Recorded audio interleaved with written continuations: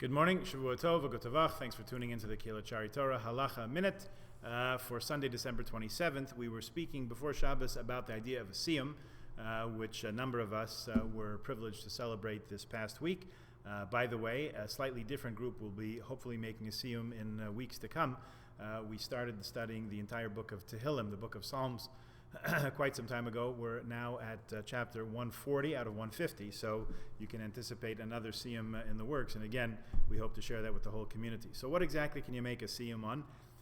He says a siyum is prepared if you finished the Torah with a commentary.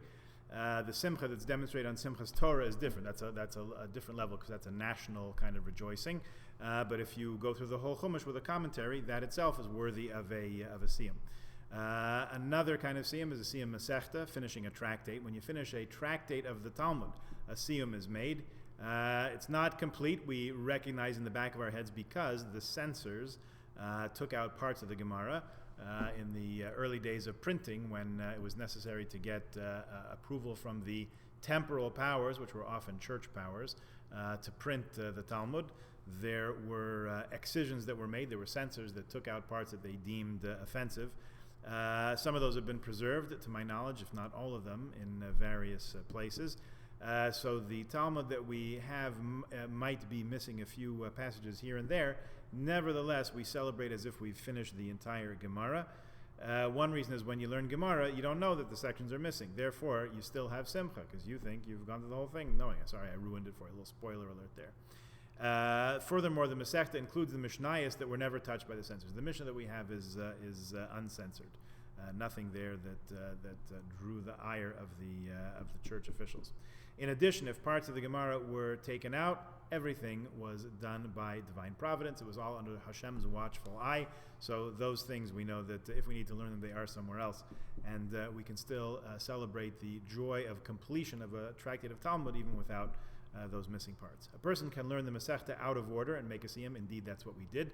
I believe we started with chapter 5, learned 5, 6, 7, and 8, and then 4, because it was very much connected to what we were talking about. Then we went back, and we've just completed chapters 1, 2, and 3. So out of order, still a siyum.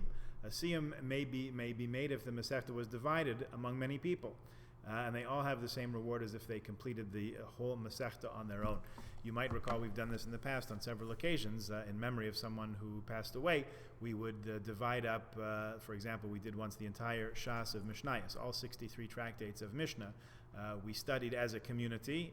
Different people took different tractates of 3, 4, 5, 6, 8, 10 chapters, and the larger ones, for example, Shabbat, which has 24 chapters, and Kalim, which has 30 chapters, were divided among several people, and we all did that together and made a siyum together as a community. And we all reaped the benefits for that, as long in addition to the neshamas in whose memory we were learning. Rav Scheinberg, who passed away recently in Israel, is of the opinion that if a person went through the tractate with an English translation, you can make a siyum on that also. That person should actually work on understanding the Gemara, as I think those in the Shira will agree we did. We certainly discussed the points. Not just read the words like a book. If someone works through the entire Gemara in English, as we have done, it's a very big simcha. I'm reading directly from the book, not paraphrasing. It's a very big simcha.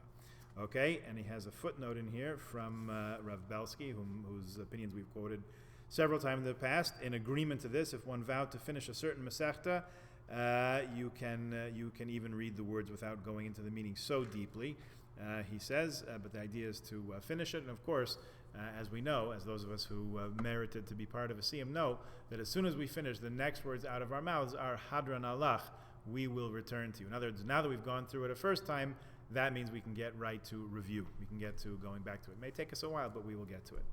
Okay, that's siyum Masechta and the notes on that. Another one is Navi. If you complete a Sefer of Navi, one of the books of the prophets, you can make a siyum as long as you study with one of the commentaries. Mishnah, there are some who permit, let's see who some are, Midrash Shir Hashirim, Rivavos Ephraim, Eretz Tzvi, Yabiya Omer, Rabbi Ovadia Yosef, says that you can make a siyum on one parak of Mishnah with a commentary. So one chapter, let's say 10, 12, 15 Mishnayos, with a commentary, you can make a siyum on that. Others don't permit siyum on Mishnayos, but the prevailing custom is to permit a siyum on Mishnayos if you learned at least one full Seder, an entire Seder, 1/6 of the Mishnah, more or less, with a commentary. Okay, that's another kind. A section of Shulchan Aruch. Some are of the opinion if you learned an entire section of Shulchan Aruch, there are 4, and understood how to apply the practical halacha, that's worthy of a siyum. A Musar Sefer, they say, we don't make a siyum after completing a Musar Sefer. That's a different kind of learning for a very practical purpose, so customarily we don't make a siyum on that. And Tehillim, one who completed the entire Sefer Tehillim with a deep understanding may prepare a siyum. I think that covers our situation. If anybody doubts if we have a deeper understanding of the words of Tehillim, you should join one of these last few classes before we actually complete the book, and you'll see what a deep understanding is. Okay, we get the most out of it that we can, I think. And kol hakavod to all the participants in both of these classes. All right, we have others on the horizon. As soon as we're able to join each other again in person, we were 2 pages away from completing Tractate Shkalim, the tractate that deals with a collection of the half shekel annually. I think we're a page and a half, if not even closer to the end. So that's coming up also. It should be a year of rejoicing in our community in good health, and especially rejoicing in matters of Torah and Torah learning and growth in Judaism for us and for all those close to us. Have a good day. Please join us tomorrow.